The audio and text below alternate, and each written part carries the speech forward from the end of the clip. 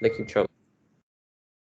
Okay, so as I see, there's in literary criticism, though they are feminists, Marxists, and Marxism, well, Marxism, Marxism, Marxism. sorry, Ah, and okay. psychological and archetypes. So what inspires me a lot is archetypes. You can Uh-huh. use it to, you can relate it all the such as movies. You can see the movies like just like Doctor stated in the last few slide talking about the Lion King. Uh, Uh-huh. it shows the concept very obviously. Would Okay. you like to explain, recap for the sake of others? Okay, sure. So let's use for the Lion King as an example. Okay, so how do we look? How do we criticize the literature by using uh, That's typical. the what the theory of Yeah. feminists? Okay, the Okay. theory of feminists can be shown that a female lion, the mother of lion of Simba, after the Mufasa died, the mother of Simba doesn't have any power to take over the throne or the king of the animals because it has to be a male lion. But Right. Simba is not that powerful, so it has to be his brother to take over the throne. Yes. So So it's very it much a shows it become patriarchal. a feminist. Yeah. Uh, So they question why a woman can't lead as a queen, right? yes. Right. In fact, anyone, Yes. yeah, in fact, anyone has seen The Crown on Netflix? No. Not No. yet. So again, if I were About to, to. not yet, if anyone were to criticize the episode, I don't know what do you call it, Cinetron, the telemovie, they can approach it this way, for your information, Queen Elizabeth, the current queen, is the female lineage, the female line of the imperial lineage. So again, if I were to look at that scenario and approached it from the feminist point of view, I would say it's a source of empowerment, gender empowerment, yeah, because by right it should be a king residing. Now, having that in mind and having that as a fixed perception would make those who view that only kings are thus throne, make it a very patriarchal perception. But the moment they allow Queen Elizabeth to reign the throne, to sit on the throne, yeah, to become as the monarch. So it's actually a gender empowerment for women, yeah, right. So that's a way of looking at it. That's why it's called lens. Your glasses. I can put on a sunglass, a pair of sunnies, and look at the view differently. If I were to wear my 150, I'm 150. How much is yours, Kim? Same. How much is yours? Sorry. 100%. 120 only. So mine is 150. Yeah. So I would have a clearer vision using mine compared if I were to use yours. So perspectives, hence lens. Plural lenses, singular lens, lens. Yeah. So we wear different lenses when we look at the world. So if I were a feminist, I would look at everything that that that wouldn't provide equality for my gender, for my sex, as something that is discriminatory. Yeah. But let's say that I were to put on a Marxist lens. Yeah. So the moment I feel that there is not enough opportunity for, let's say I'm a proletariat, someone who's from the lower class, and I feel that I do not get enough opportunity in national funding or whatever. So I'm actually using what we call as a Marxist lens. Yeah, it's the way you look at the text. There's no one way of looking at the text. So there's feminism. You can even employ historical perspective. Yeah, how? By looking at the text from a certain historical angle. So like for example, when you guys read A Road Not Taken by Robert Frost, yeah, from a 21st perspective, you might look it differently than those who read it in the previous centuries. Yeah. So if let's say that I'm now in the 21st century, so it's very welcoming. It's in fact encouraged to have your own independence in formulating thinking. So you're given the liberty to choose which road to go this way or to go that way. Yeah. But let's say you are from an era. If let's say that you're a woman and you're not, so you're a woman and you're living in the 18th century or 19th century, where opportunities are not as encouraging as what we have today. Women can go out these days. Women are given opportunity to learn, to work. You see, in fact, they have their voices are heard, you see, not like those in the earlier centuries. For your information, voting for women started only in the 19th century. Yeah, right. So they would tu yang dia ada macam apa ni, ada liberation, on orang kata ada yang pergi berarak, they go on rallies, promoting or trying to get people to give votes to rights to votes. You see, so this was in the 19th century. So back then it was not encouraged. In fact, during the 18th, 19th century, women who write novels or women who write poems were not favorites. Yeah, so that's why they have to come up with male pseudonyms. Ada yang kena menyamar, you see. So simply because they were not given enough opportunity, they were sidelined. Okay, so if I were to read Road Not Taken by Robert Frost in today's context, I would say, hey, I would not want to have to conform. And I think I like the idea that I don't have to conform to what society have decided on me. I like the fact that I am able to do arts, and arts can allow me to arts will allow me with a lot of opportunities these days. If let's say you are keen on arts, there's so many opportunities of doing it. Even if let's say you don't have the means of going to KL, you can always tweet about it. I'm reading, I'm following, independent illustrators. They do have, sometimes they have kata macam like a road show. They put on booths and they would actually display their product. Banyak dekat Twitter, and I enjoy it. I loved it. Yeah, I love it.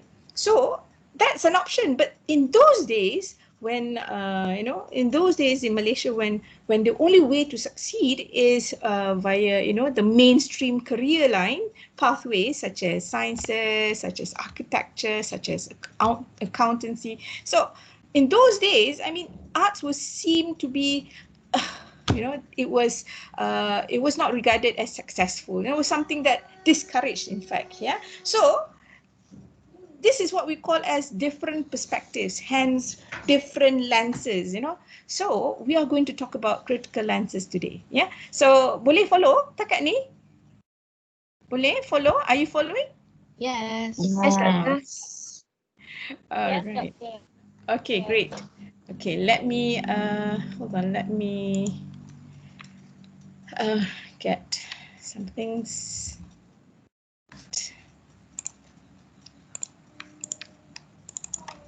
Let's begin with the slides for no, critical lenses. Hold on. Critical lenses, there it is. Yeah. Yeah, The Lion King, right? Okay, right. Enlargement drivers. Okay. understanding. Yeah. So the structure of a text affects meaning. Okay. So understand this. Authors will always make a deliberate choice over what they want to pen into the text. It's nothing unintentional. Everything is intended in order to obtain certain effect. Yeah. So but it can be read. So that is in the author's realm, in the author's space. Tapi we as a reader, we can take up many lenses in order to enjoy the text. I can read it as a feminist. I can read a text as a Marxist. I can read a text from the historical theory. Yeah. So the question is, how do structural decision of an argument influence text? Or another question is, what is a critical lens? Or in this case, critical lenses. Okay, let me define. Okay, literary criticism is an attempt to evaluate and understand creative writing like poetry, short stories, drama, etc. Right?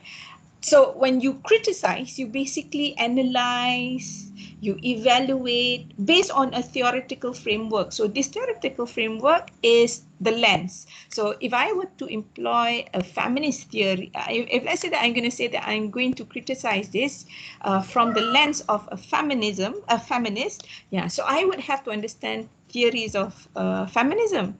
But at this point, it's good enough that you should know that it shouldn't be too extensive. Yeah, so there's so many when we talk about theories, feminist theories. Yeah, ada yang black feminist, ada post-colonial feminist, ada of course there's feminism developed over periods. Yeah, ada three waves, ada three areas, three ages. Yeah, so you have, if you read up Elaine Showalter, she talks about describing feminine, female, and apa lagi satu? Female, feminine, femininity. Dia ada tiga. Yeah. So Elaine Showalter, maybe you can Google her up to understand. If let's say that you like to, you seem to identify, in this text, I don't like the fact that the wife is never named. Tak ada pun, nowhere to be found. We don't know the name, the full name of the wife. She's only referred to like Mrs. Let's say the husband's name is Bakar, Mrs. Bakar. So what's her name? What's her real name? We don't know. Because the thing is that when we talk about naming someone, we are actually performing respect. We are giving them their entitled respect. Yeah. So like just now, so what? Kalau if I mistakenly mention Sim's name, yeah, by right, it's something to be apologized, right, Sim? So tak boleh, yeah, because when you name someone, you're actually acknowledging their existence. So in this case, when let's say that you read a text and there's nowhere in the text that the wife's name is mentioned in full, so we don't get to know her as an individual. So that can be questioned in terms of recognition. Yeah. So feminism would query. So why is the husband's name named in full, Mr. Edward Bakar or something like that? But the wife, Mrs. Bakar. In fact, Bakar is not her name. It's not her maternal name. She picks up her husband's name. So with the Western world, once you're married a man, you normally pick up the man's surname. Yeah. For example, macam when the days when Angelina Jolie wedded Brad Pitt. So the question would be, would she pick up Brad Pitt's surname? Would she become Angelina Pitt? Ada pula tu cerita dia. Let's say the more liberal Western society, would it become some would actually propose the use of hyphen. In some cases tu yang if you notice, some Western names, they have hyphenated names, hyphenated surname. For example, ada this one writer that I'm reading, a research I'm reading, Shavin Shapu and Soho. So Shapu Shavin. Which one? So why is there hyphenated? So the story is, instead of losing on their maternal surname, they would actually combine both maternal and the husband's surname. Yeah. So in the case of Brad Pitt and Angelina Jolie, so it's some even suggested that Angelina Jolie combine her surname and Brad Pitt's surname. So we'd have a name such as Angelina Jolie hyphen Pitt. Yeah. So could be that, but as you can see, she retained her surname. She is thus Angelina Jolie up till today. Yeah, right. So a good thing she did that, because why? Now that she's divorced, she doesn't have to change her name. There's no problem. Yeah. In fact, even she has gotten out of the marriage phase. Yeah. So no problem at all. So I was talking about what is literary criticism. So when you criticize a literary text, so tak kisahlah whether it's a poem, whether it's a short story, a drama, or whatever, yeah, you're basically evaluating based on a theory. Yeah. So as it says, it is a description, analysis, evaluation, or interpretation. Here's the word that I like you to always remember when you take up a critical lens. You're interpreting whatever that you're reading using that lens. So as a feminist, I would interpret it that way, that hey, kenapa, why is the wife not given due respect for her individualism? So that's a feminist lens, you see. Okay, so so when we talk about literary criticism and then differentiate it with critical lens is slightly diluted lah. Kalau literary criticism, it uses specific theory like what I said earlier. But when you employ critical lens, it's slightly easier, yeah, where it is a set of different perspectives through which the reader can view a text. Okay. All right, next. All right, for example, in this case, when we approach Shrek's, Shrek's, the impression of Shrek after, and Shrek as what's the name, as an orc, the wife, the wife of the wife of Shrek. What's her name? I forgot. Sorry. Fiona. Fiona. Yes, I remember now. Fiona. And again, the idea of beauty. Yeah. So what's wrong with even having green skin? Again, that's one way of criticizing. So I'm just going to read in order to retain standard. Okay. So view society in a patriarchal and heterosexual way, which hinders or prevents women and homosexual. I'm sorry, I have to mention this. It's from another lecturer, so I'm just keeping it. Although I disagree at that part. Yeah. So from realizing their true potential. So like if you remember, okay, I have to talk about, that's another class. In another class, I shared with the class a video. It's Katy Perry's, one of Katy Perry's video. I forgot the title of the song. So anyway, in the video, she used a parachute, and the parachute is in pink color. So let me ask you this question. Pink, what would come to mind when you see someone wearing pink? What color does it symbolize? Feminine. Girly. Women. Yeah. Feminism. Girly. Feminism. Freedom. Not freedom, but feminism. Women. Huh? Sorry? Well, someone is okay. Yeah. So yeah, what do you see the color pink as? Feminine, soft. Girly. Cancer. All right. So yeah, you're right. You're correct.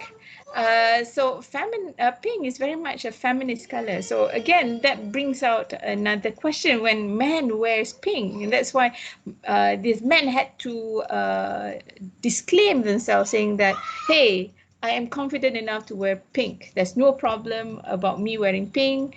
I am still manly wearing pink. Yeah. So okay. So when I was watching that video by Katy Perry, the essence that I was saying earlier, in the video she was in parachute. She was with a parachute, and the parachute is pink in color, and she was in this she's in this desert-like background. So immediately I can actually decipher, I can actually read that video talks about femininity. I'm so sorry, I forgot the name of the video. I'll share it later in the WhatsApp. Yeah. So the thing is that Is it rice. No, rice. Oh, okay. Rice. So this, kenapa dia, that's another thing.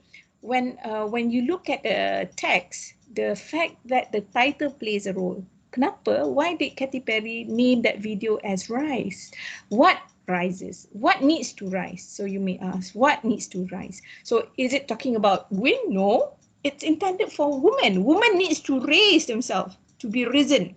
Yeah, so they need to stand at par, because at this point, women are still, shy away. They're shy away from their potentials. So when I watched the video, I immediately got to me. I immediately gotten that idea. Hey, it talks about the rise of women's potential. Yeah. So again, the wind blowing, the wind, of course, another force of nature. How do you stop a wind from blowing unless you're in a building or whatever? So just like women have a very short period of, the thing about women, we are always bogged down with the idea of reproduction. If they say that they are not married yet, so they're going to be asked the question, when are you going to marry? When are you going to get married?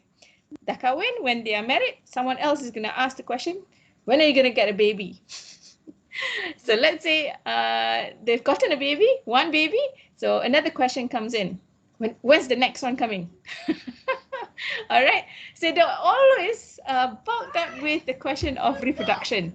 Yeah, women are always equated to reproduction. So not to be able to reproduce seems to hinders their best potential at the reproduction industry. Yeah, kilang ternakan. So in that video, in Katy Perry's Rise, so she was trying to be lifted by the wind, and the fact that the parachute is in pink, it seems to suggest, here's where the idea of femininity needs to also equate, with the other gender, So it needs to rise.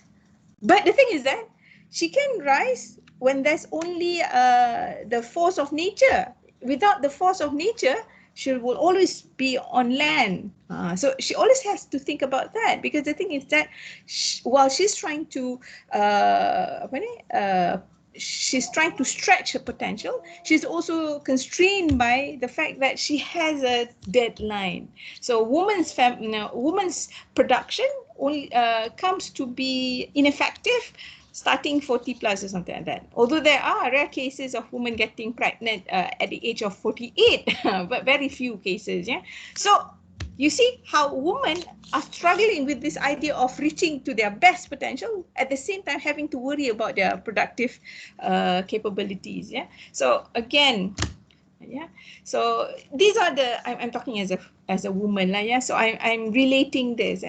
I have to struggle, I have to manage work at home, at the same time I also have to manage work, academically, and of course there are other responsibilities, like I have to answer setting exam papers. By the way, your exam papers is ready, just waiting for people to assess it, and so looking forward to that. Anyway, nanti I'll talk again about your final exam paper. That's another assessment worth of 30%. We will talk about that when it's nearer. Okay, so the thing is that women seem to be viewed as lesser than men. Right? So this is what it is written in the slide. woman as inferior compared to, and she's always looked as the other. So the concept of self as opposed to other is very much a common expression. So the self is the center. So man is in the patriarchal perception, yeah, in the more patriarchal society, man seems to reside in the center. So everything is about him, feeding him, and woman is on the edges, the peripheries, yeah, of that universe. So she's always supporting him, scaffolding him in order for him to further succeed. All right. So in the end, women are seen as inferior, men as superior. Yeah, self and the other. But of course, when you talk about post-colonialism, about racism and others, here comes another understanding about self as opposed to others, So self is the white supremacy, the white, because as I'm sure you are informed, for how many decades the English Empire was the great kingdom. Yeah, that's why nowadays they don't call us the Great Kingdom United. They call themselves as just UK only, not Great Kingdom or whatever. And because of that, because during the 18th century, 17th, 18th, and then they actually shaped their authority through colonialization. They colonize, other parts of the world. Just imagine if I were to take a flight from Malaysia to UK, it would take me about, I think 14 hours. That's like 14 hours. Lama dah tak pergi. So 14 hours. So I have to transit dekat Dubai or anywhere else before continuing. Yeah. So jauhnya, that's by flight tau. So imagine coming to this side of the world from UK via ships, via via ships. It would take weeks, months maybe. Yeah, right. So the thing is that they were capable, the English during that time were capable to colonize, to expand their influence to the ends of the world. They've gone to India, they've colonized East Indies, they've colonized of course, apa lagi? You've got Falkland, you've got there's so many lah.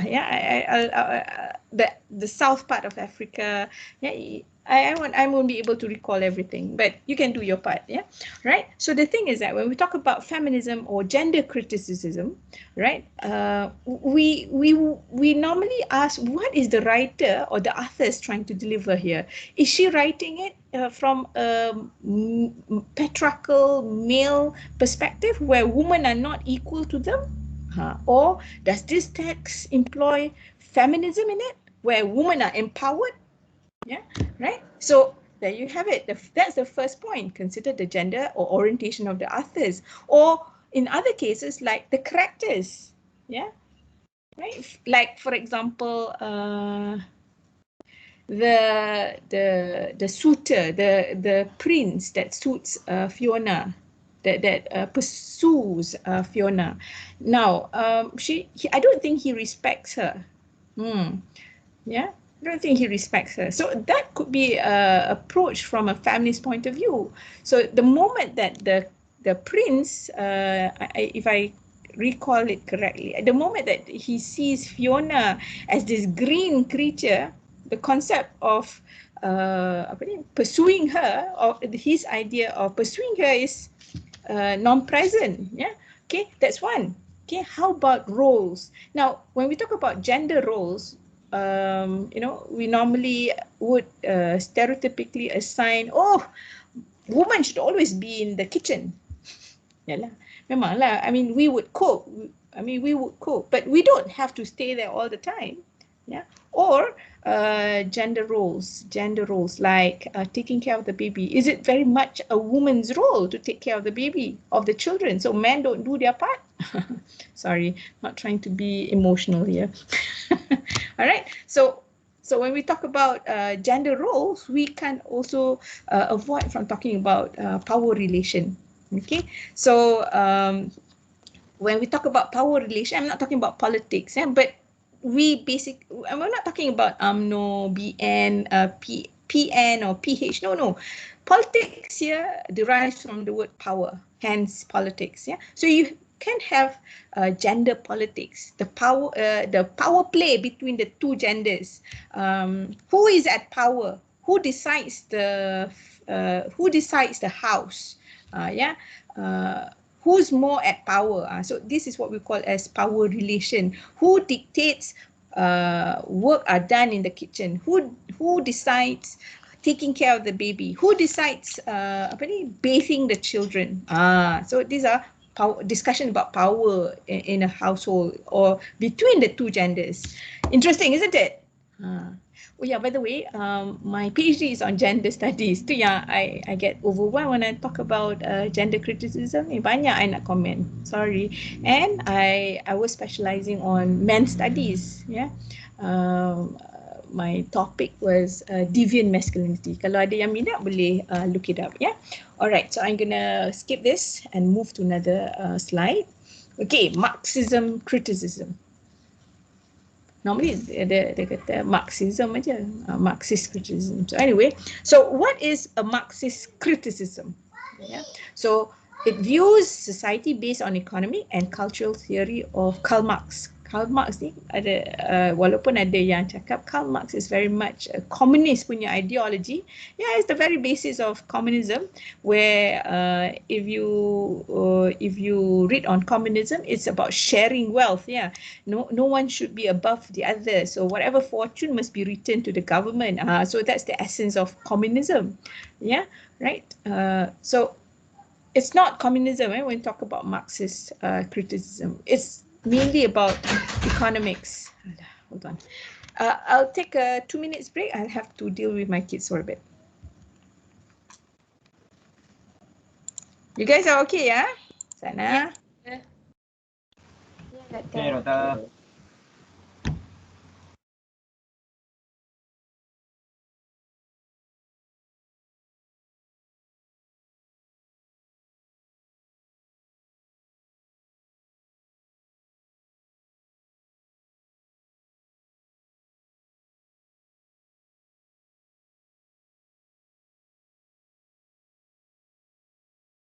Hi, I'm back. Are you guys okay? Let me double check with you guys. Same drama every time there's classes, so I'm sure you're going to remember me well for this one. Tapi janganlah mak mi poorly, nanti later kat SPPU nanti. Alright, okay. Now, ada tak any question before I continue? Anything anyone like to ask me about the two criticisms so far?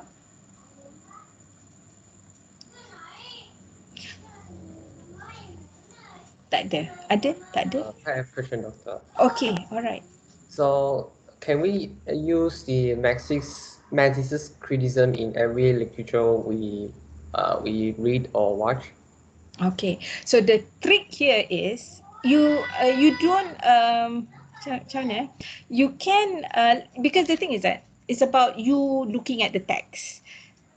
You looking at the text. Tapi when you look at the text, you must identify whether the text do exist or not elements that exist in the theory. So macam let's say I'm going to approach let's say kadang-kadang there's the text, you kata you want to approach the text using feminism, tapi there's nothing in the text that suggests feminism or gender roles or whatever. Tak ada, nothing. It's very much a very objective text. So that brings a question. It's not suitable. Yeah. So you, if let's say your intention is I'm going to approach this text using feminism or Marxism, so you must identify, is there any mention about the deprived of economic opportunity for the lower class, or a clash between two two classes. I remember there is this one, I think it was Korean movie. Apa nama? It's about this family. They are from the lower class, so they always they live dekat underground, macam when Parasite. come again. Parasite. Terracite, Terracite.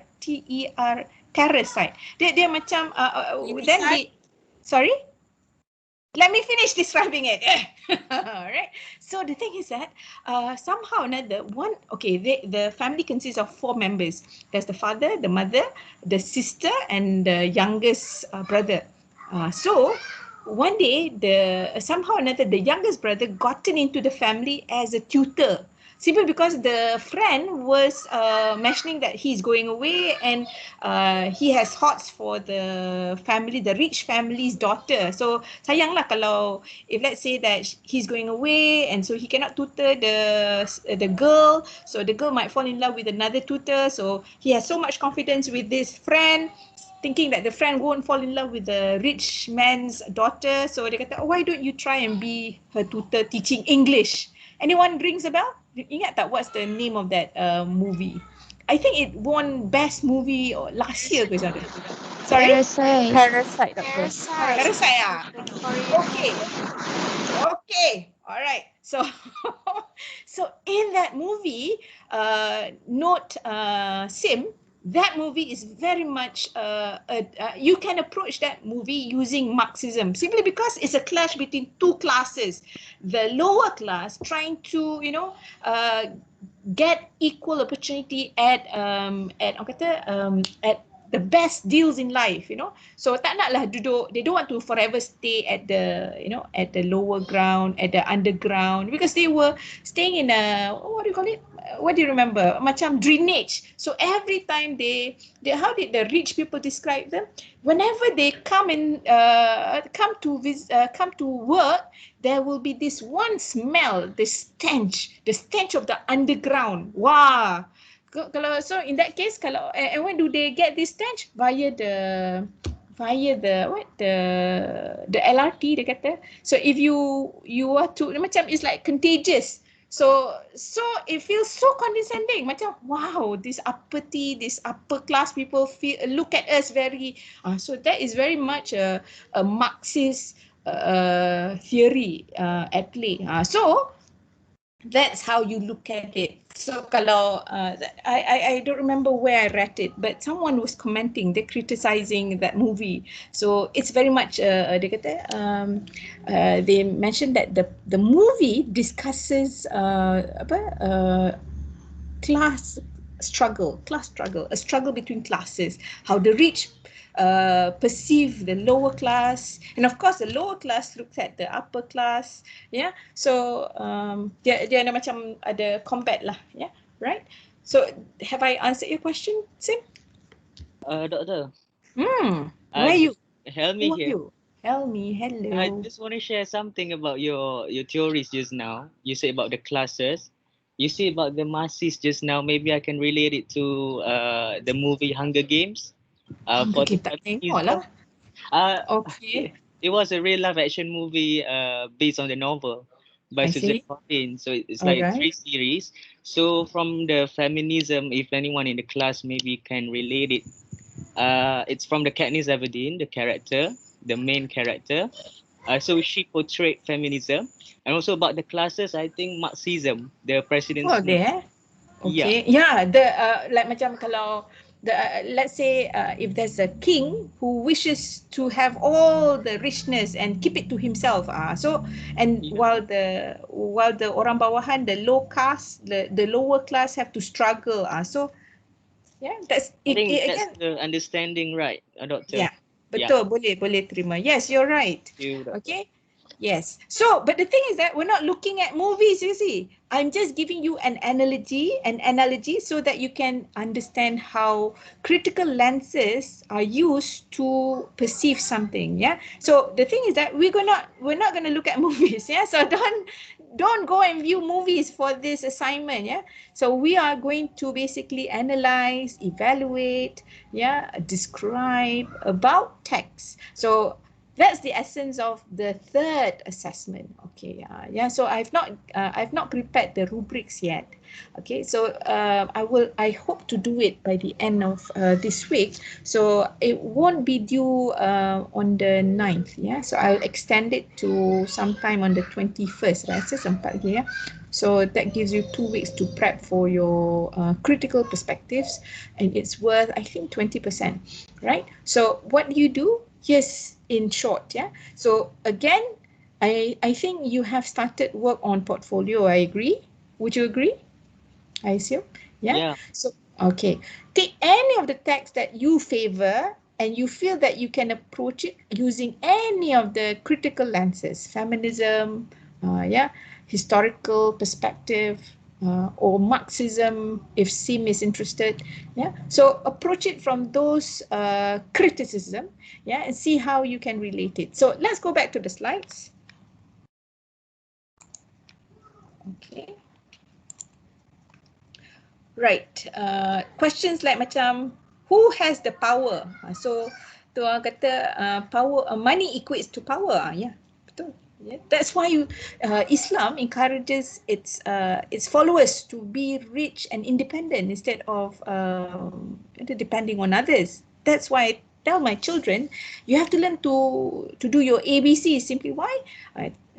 Although it's a fallacy, yeah, kalau you do if you study argumentation, what I did was this. I said, okay, later you would want to eat something nice. How are you going to get the money to get to eat that something nice? So you have to work. How can you work if you don't know how to read?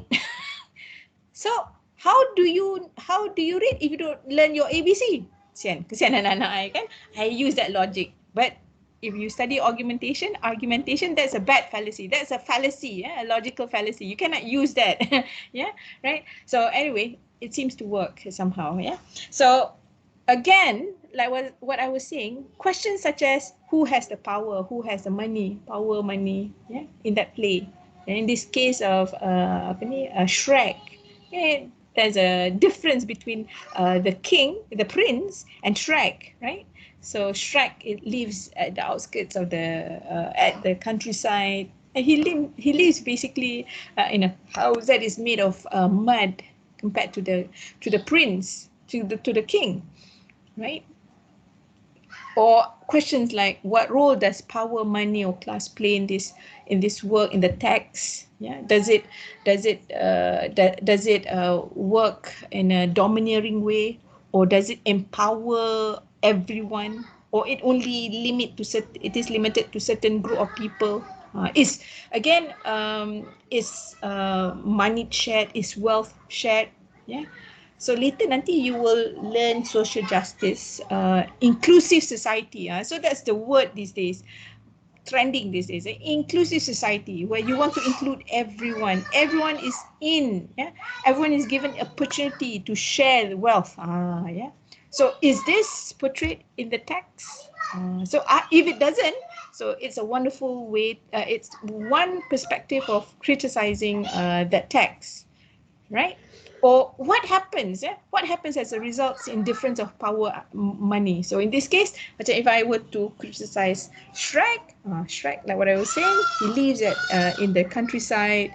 He's not. He doesn't have a luxurious lifestyle. Unlike the king has money. Look at his posh attire. Yeah, the way he eats, the way he dines. Yeah, in silver platter, semua lah. Yeah, right. Okay, moving on. Psychoanalytic criticism. Right. Now let me just read this one. This is not my favorite actually. Okay. Anyway, views text as an expression of the personality, state of mind, feelings, and desires of his authority. If you recall Sigmund Freud, he always talking about sex.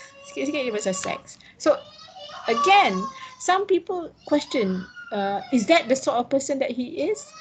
Yeah. So if let's say that the person who criticizes Sigmund Freud employs what we call as a psychoanalytic criticism, trying to understand the personality of the the author, the personality of the theorist, in this case Sigmund Freud. Yeah, because if you look at Sigmund Freud's publications, more about sex. Yeah, right. So okay, again, when you do psychoanalytic criticism, it looks for the distinction between conscious and unconscious motives of the character. When we say something, yeah, is it consistent with what we're thinking, the unconscious part of us? Yeah, if you look at that character, the character in the text, is it consistent between his conscious and unconscious motives? Consciously, he would consciously conscious motives are what he says. Yeah, unconscious maybe the way that when he's thinking about it, you know. So you can detect that in narratives such as short stories or novels, simply because authors provide a channel for it. Yeah, although he might not say it to another character, but you know, if let's say the author conveys it, wishes to convey the story using an omniscient point of view, where he allows readers to know what is the character is feeling or thinking. So you could do this comparison, whether it's consistent or not between conscious motive and unconscious motive. Yeah, right. Okay, so questions like you look at the author's personality to explain and interpret the text. Yeah, right. Or you look at the psychological theories that are present in the character. Like for example, if let's say that let's say the author has a fascination with his mother, so look at how he shapes his character. Ada tak this Oedipal complex, mother-son relationship? Yeah, right. Oedipus is very much a literary character. Yeah, it's based on Oedipus. The character Oedipus has a thing for his mother. He marries his mother. It's actually a Greek tragedy. Yeah, Oedipus. The story of Oedipus, because he has there's something wrong with his leg, so the parents disown him at birth. Yeah, so he was sent to the forest. Later he grew up becoming a king in another state, which later overthrew his own family, his own parents, you know. So he somehow kills his own father and marries his own mother simply because dia tak kenal. He didn't know that it was his parents. So later it was revealed that she was his mother. Yeah, so hence that situation is what we call as an Oedipal complex. Yeah. Okay. All right, I'm going to continue. Okay, archetypes. Archetypal analysis of word is one of the most common forms of literary analysis. Archetypes are almost similar to stereotype. Yeah, archetypes of mothers as always staying in the kitchen. You know, women as emotional providers. Kalau they are not fool, they are labeled as Queen of Ice. Kalau tak ada perasaan, they are called Queen of Ice. Yeah. So archetypes. An archetype is a pattern from which copies can be made. Yes. So tu macam stereotype. So like for example, when we talk about stereotypes of police in cartoons, if you notice, or if not just cartoon, but in movies, if you look at sheriff, what image comes to mind? Anyone?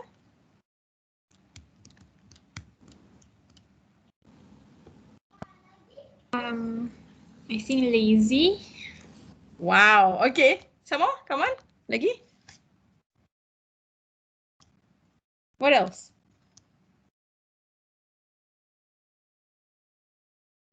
Whenever you look at movies and you identify this character as sheriff, what stands out? How would you recognize that that's a sheriff? Strong. Okay, so they have what?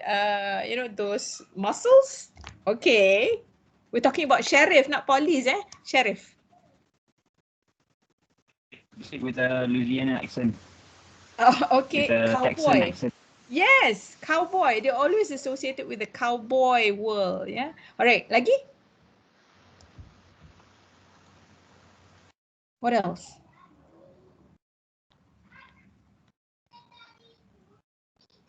How about their mustache? Yeah. How Comical. about yes? How about that? How about that?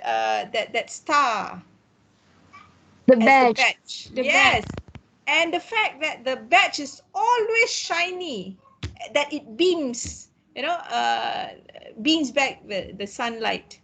It's always polished. It's never dusty. It's never dull, but always polished and shiny.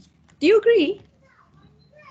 Yes. Good. Yes. So chariots are an example of an archetype which are copious, almost copious. Yeah, that is, it is a universal theme that manifests itself differently on an individual basis. Yeah, these archetypes can be found all over the world. Kalau macam when we talk about, in this case, when we talk about sheriffs, it's always about the Western cowboy world. Yeah, always with the mustache, always with the badge. Yeah, in fact, I remember talking to some soldiers that I noticed that soldiers, askar, they would have mustache, some mustache, yeah, right? It's as if mustache matures them. All right, okay, that's an interesting sharing that I had with that fellow soldier, right? So so if you want to if you another conversation I had with a lawyer, he was relating that after he had mustache, he was treated differently compared to when he didn't have a mustache. It seems that the mustache suggests apa ni, yes, and yes, people respect. Ada macam here comes in someone who knows his work, not some boy. Yeah, right. Okay, I'll continue. Thank you for sharing. The manifestation of the idea may be different, but the idea itself is the same. Just like the sheriff, yeah, he's the rule reinforcer, someone that you don't play around with because his badge shines that he is the authority.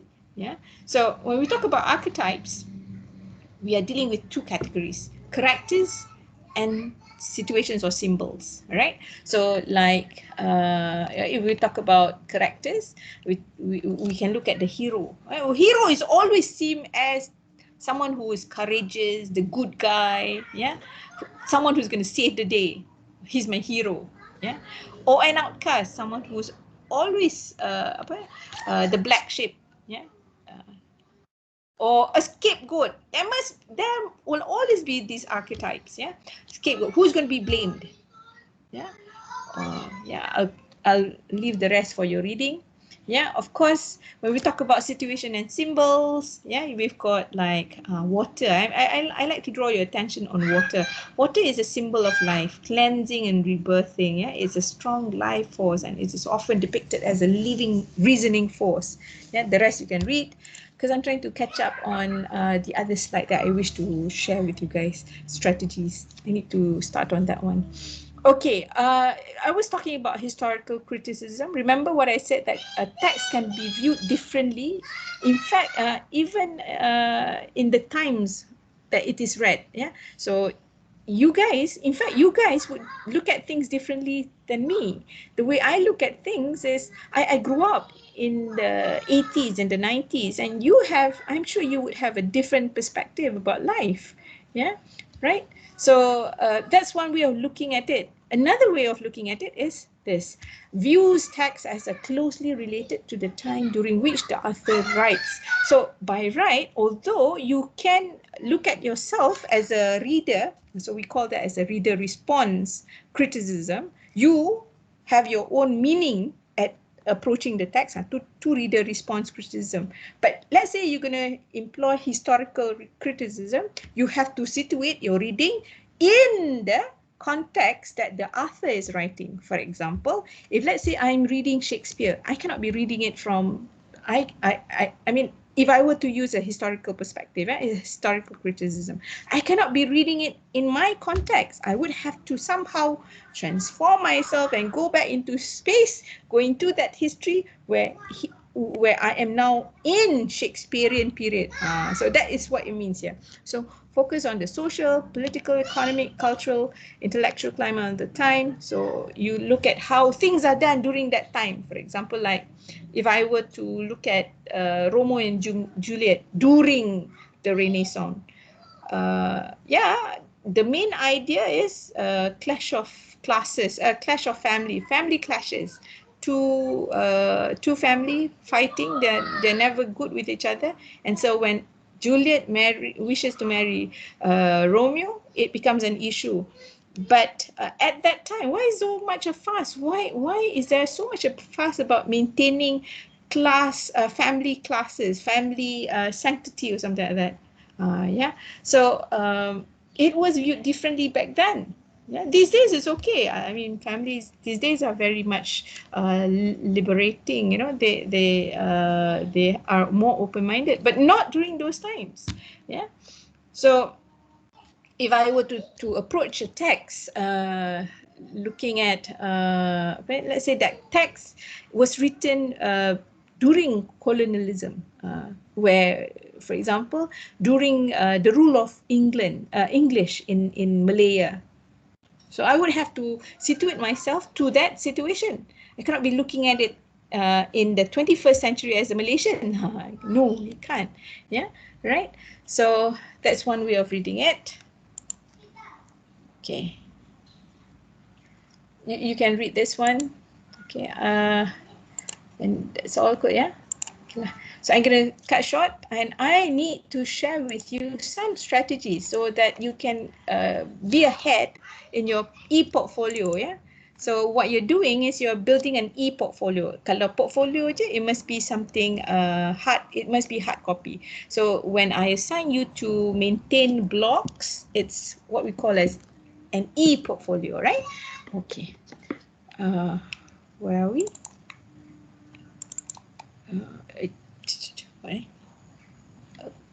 Teaching strategies. Okay. Sekejap dah pukul 12. See? All right. Here we go.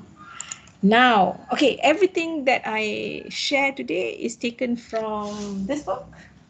It's already available with you. You can read on it. Okay. So it's from Beach ETAL. Yeah, the one that I talked about in class. Yeah, right. Anyway, here we go. Now let's share how you can, let's say, teach literature. Okay, if let's say that you're gonna approach it using genre based. For example, okay, I've got my poetry, I got my poems, I got my short stories, and I've got my drama. So this is what we call as genre based. Yeah, different genres can be approached differently by using what we call as an inquiry based approach. What does it mean by inquiry based? The word inquire means to question. So that itself can be one strategy at teaching literature. So by asking questions, hence it's referred as inquiry based. Yeah, right. So for example, like if I have a poem and I like my students to understand the poem better, yeah, I can I can ask them to look at keywords, certain words, right, or certain phrases. Yeah. If you read Beach ETAL, it's from, let's see what page.